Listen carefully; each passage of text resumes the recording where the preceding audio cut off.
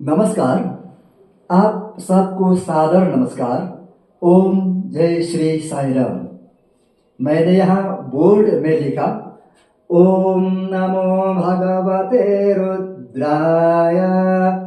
यह जो ओम है, ओम को प्राचीन समय से, प्राचीन काल से, हजारों वर्षों पहले से ही ओम बोलते आए हैं। लेकिन आजकल कई लोग ओम को ओम नमो भगवते बोल रहे हैं। कई लोग ओम नमो भगवते। अब आज हम देखते हैं, कोई इसको ओम ही बोलनी चाहिए, ओम नहीं बोलते हैं। और कोई लोग अभी बोलने लगे हैं ओम नमो, ओम ही बोलनी चाहिए। ओम गलती है, क्योंकि इनका मानना है ये संहिता पाठ में ध्वनि की संधि में ये जो नमो, ये पंचम नासिक ध्वनि न होने की वजह से इसको ओम बोलना चाहिए बोल करके अपने तर्क रखते हैं लोग, और ओम नमो भगवते बोलने शुरू किए हैं। तो अब हम आज ये ओम ठीक है या ओम ठीक है, कई लोग दोनों ही ठीक है, कोई भी बोलने से हो जाएगा, चल जाएगा बोलते हैं। तो तीनों में ओम ठीक है या ओम ठीक है या दोनों ठीक है, ये तीनों बातें में, तीनों बात जो है, तीनों में कौन सा ठीक है, या तीनों ठीक है या दो ठीक है, इसका बहुत आज हम बहुत महत्वपूर्ण बात को थोड़ा सा हम चर्चा करेंगे। ये जो ओम नमो भगवते बोलने वाले इनका जो तर्क है, अगर इनका तर्क मानने हम लगे तो गणेश ग के पहले क ख ग घ ङ नासिक ध्वनि, पंचम नासिक ध्वनि होने की वजह से इसको ओम गणेशाय बोलने की वजह में ओम गणेशाय बोलना चाहिए, ये लोग ऐसे मानते हैं। और ओम चामुंडे को ओम चामुंडे, और ओम यमुने को ओह यमुने या तो ओही यमुने बोलते हैं। फिर ये लोग ओम विष्णु को ओम विष्णु अर्थात या तो ओम विष्णु बोलते हैं, और ओम नारायण को ओम नारायणे बोलते हैं। अब हमें ये देखना है कि ओम जो है, इससे पहले हमें पहले इसकी जानकारी होनी चाहिए, ओम क्या चीज़ है। तो हमें मालूम होना चाहिए ओम ध्वनि एक अक्षर है, अक्षर ब्रह्म है। अक्षर ब्रह्म हम मानते हैं, जो लिखित रूप इसको हम देखते हैं। तो जब हम ज्योति के रूप में ब्रह्म को देखते हैं तो ज्योतिर्ब्रह्म का कहते हैं।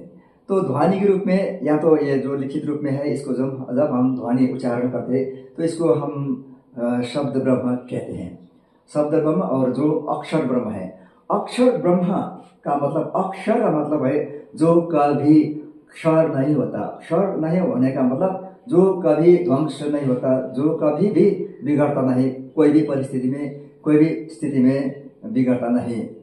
तो नहीं बिगड़ने वाला ये जो अभिकारी जो ये ध्वनि है वो है ओम। एक ही ध्वनि है, वो है ओम।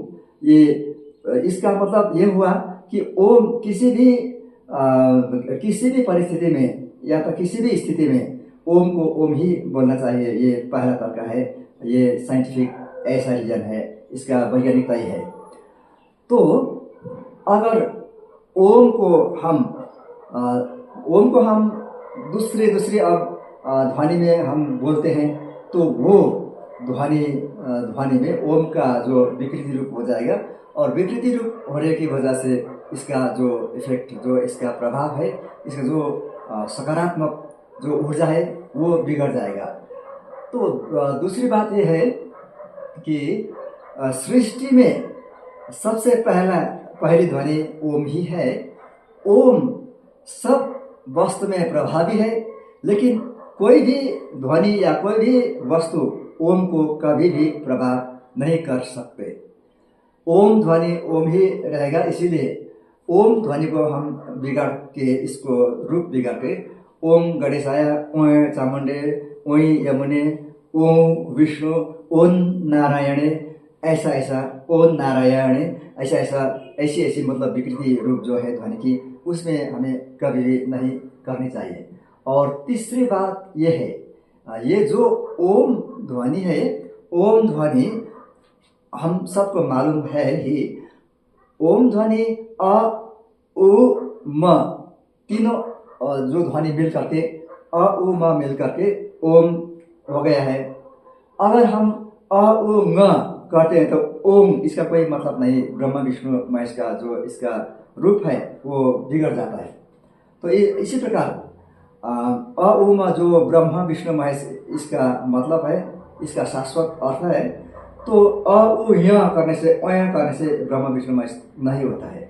और अ उ म करने से भी, ओ करने से भी नहीं होता है। अ उ न करने से भी, ओन करने से भी ये ब्रह्मा विष्णु महेश का रूप नहीं होता है, इसका ये शाश्वत अर्थ नहीं होता है।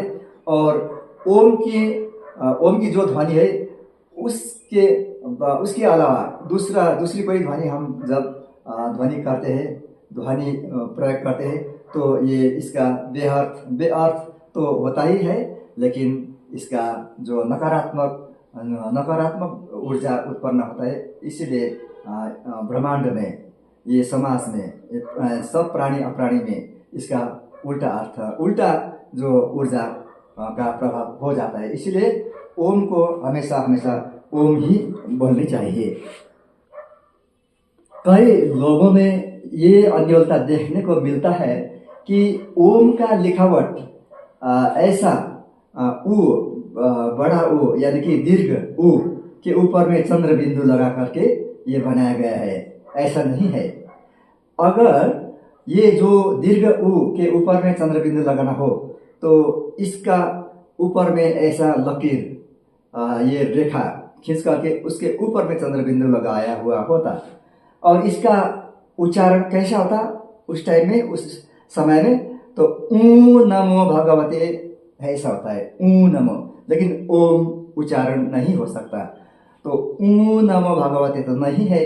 ये दीर्घ ऊ के ऊपर में चंद्र बिंदु लगाकर नहीं बनाया हुआ है। लेकिन ओम शाश्वत ध्वनि है।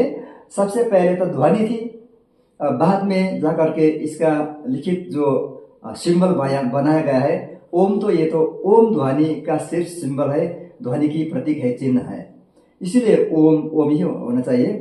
अगर फिर दूसरी बात यह है कि ओम नमो भगवते यदि बोलना ही है तो ओ जो ये दीर्घ ओ है उसके ऊपर में ये बिंदी लगा करके, अनुस्वर लगा करके ऐसा लिखा जाता, तो अब इसका उच्चारण हो जाएगा ओम नमो।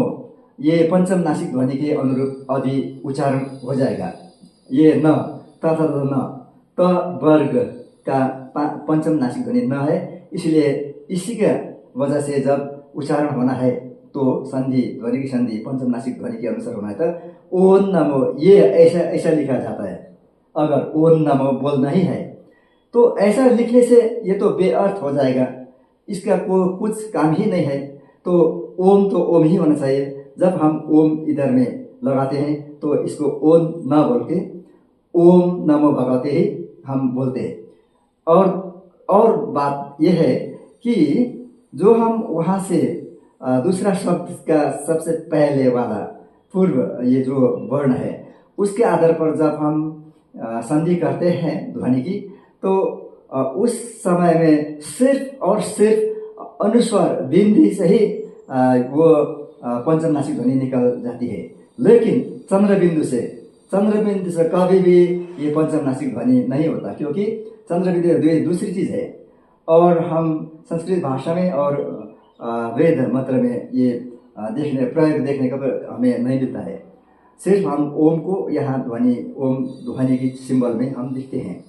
तो चंद्र बिंदु अगर लगाया हुआ होता तो भी उसमें चंद्र बिंदु से कभी भी कोई भी ह्रस्व स्वर को दीर्घ स्वर कभी भी चंद्र बिंदु से नहीं होती है। इसीलिए अनुस्वार से ही दीर्घ भी होता है और अनुस्वार से ही वो संहिता पाठ में संधि भी होती है। लेकिन चंद्र बिंदु से कभी भी संधि नहीं होती है। इसीलिए ओम नमो भगवते ही बोलना चाहिए। लेकिन ओम नमो भगवते ये गलती ही सिर्फ नहीं, ये ब्लंडर है, बहुत ब्लंडर, ये मिस्टेक है। इसीलिए मैं आप सबको निवेदन करूँगा कि अब हम ओम नमो भगवती ही बोलते हैं। तो आज ये वीडियो छोटा सा वीडियो में ज़्यादा बात मैं करना नहीं चाहता। इसके अलावा भी और 5-6 और भी प्रामाणिक तथ्य हैं जो दूसरा वीडियो में मैं फिर बताता जाऊंगा। तो आज के लिए इतना। ये बात बाकी फिर रह गया है। अभी ये मेरा जो कहना है अभी के लिए मैं ख़त्म करना चाहता हूँ, क्योंकि ये छोटा वीडियो में मैं इतना ही बताऊंगा और 5-6 और भी पॉइंट्स हैं, वो फिर बाद में मैं आप लोगों को बताऊंगा। आज के लिए मैं आप सबसे विदा चाहता हूँ। नमस्कार।